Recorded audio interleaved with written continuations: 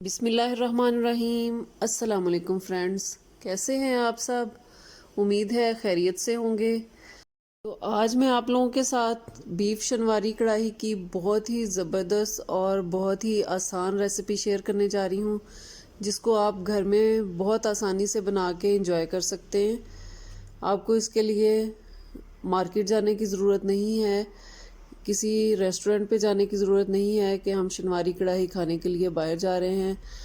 तो ये रेसिपी देखने के बाद आप बहुत ही आसानी से ये कढ़ाई घर में बना सकेंगे। तो इसलिए वीडियो को एंड तक ज़रूर देखिएगा, और अगर आपने मेरा चैनल अभी तक सब्सक्राइब नहीं किया है तो चैनल को भी ज़रूर सब्सक्राइब कर दें और बेल आइकन को दबाएं ताकि आपको मेरी रेसिपी सबसे पहले मिलती रहें। तो चलें बीफ शनवारी कढ़ाई जो है वो बनाना शुरू करते हैं।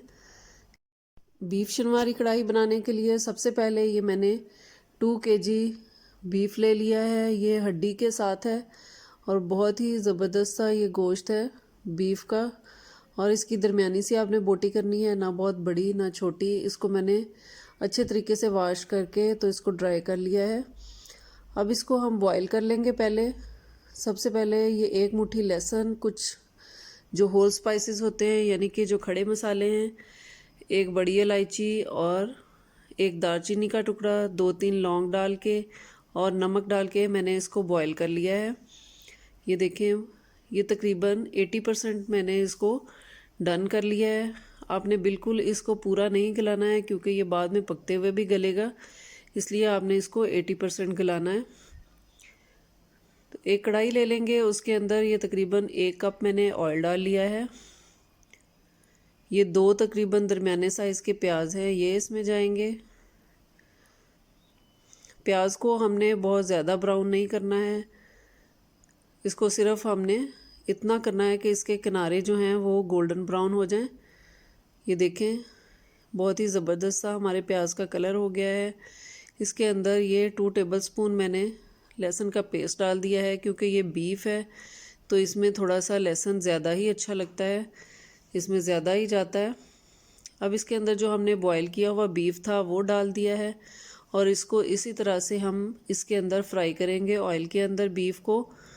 और इसके अंदर लहसुन की बहुत ही ज़बरदस्त सी खुशबू जो है लहसुन की, वो बीफ के अंदर चली जाएगी।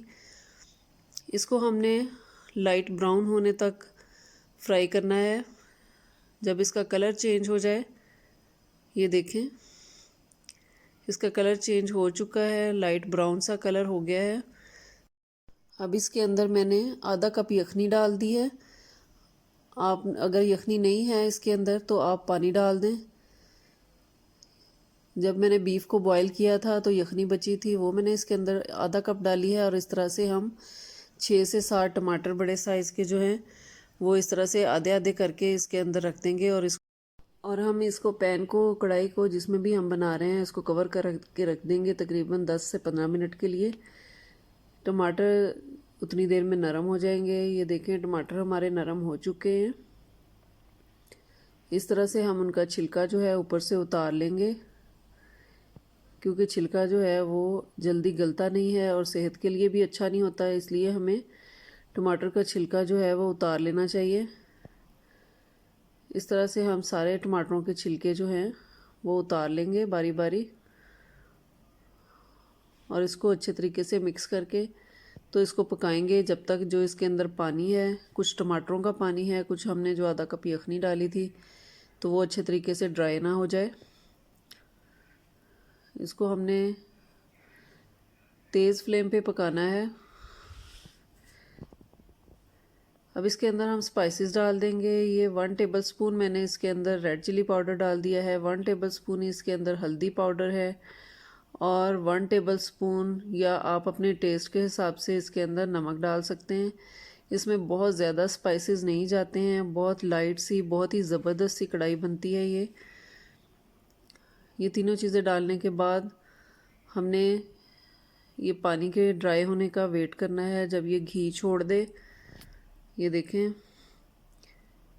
घी छोड़ दिया है इसने, पानी हमारा ड्राई हो चुका है, बहुत ही ज़बरदस्त सा कलर आता जा रहा है।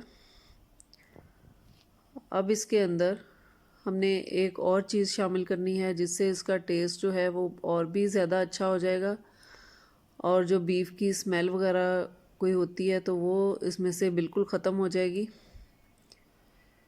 जी हमारे पास योगर्ट है। योगर्ट तकरीबन हमने 1.5 कप डाला है इसके अंदर। ये 2 किलो बीफ था तो इसमें तकरीबन 1.5 कप मैंने योगर्ट डाल दिया है। इसको अच्छे तरीके से मिक्स कर लेंगे ताकि इसकी जो गुठलियाँ वगैरह हैं वो इसके अंदर नज़र ना आए, अच्छे तरीके से इसके अंदर मिक्स हो जाए।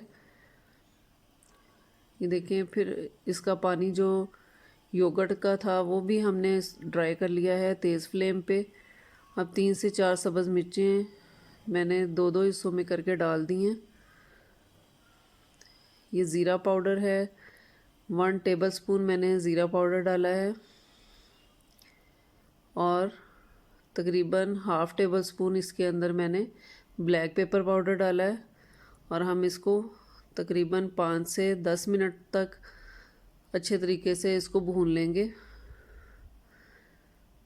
आप नमक मिर्च वगैरह अपने टेस्ट के हिसाब से इसमें चेक करके कम या ज़्यादा कर सकते हैं, और बीफ की जगह पे आप मटन भी यूज़ कर सकते हैं और चिकन भी यूज़ कर सकते हैं। बहुत ही ज़बरदस्त बनता है और इतने आसान तरीके से मैंने आपको बनाना बताया है कि ये आप घर में बहुत ही आसानी से बना सकते हैं।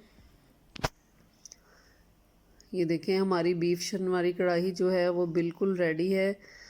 आप इसकी डेकोरेशन किसी भी तरीके से कर सकते हैं। ये मैंने सब्ज़ मिर्चें डाल दी हैं और अदरक है मेरे पास, ये मैंने बारीक बारीक काट के इसके ऊपर डाल दिया है।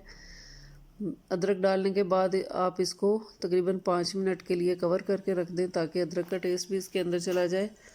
और आप बिल्कुल इसी तरह से भी मेहमानों को सर्व कर सकते हैं। यही कढ़ाई उठाएं और मेहमानों के आगे आप इसको रख दें, या फिर आप इसको किसी भी बड़े प्लेटर में निकाल सकते हैं। बहुत ही मज़े की बनती है। ज़रूर आपने बनानी है और फ़ीडबैक देनी है कि आपकी कढ़ाई कैसी बनी। इंशाल्लाह आपके मेहमान ज़रूर आपकी तारीफ़ करेंगे। अगर आपको मेरी बीफ शनवारी कढ़ाई की रेसिपी पसंद आई हो तो मेरे चैनल को लाइक शेयर और सब्सक्राइब ज़रूर कर दें, और बेल आइकन को ज़रूर दबाएं ताकि आपको मेरी रेसिपी सबसे पहले मिलती रहें। अपना और अपने घर वालों का बहुत ख्याल रखें। मुझे और मेरी फैमिली को अपनी दुआओं में याद रखें। अल्लाह हाफिज़।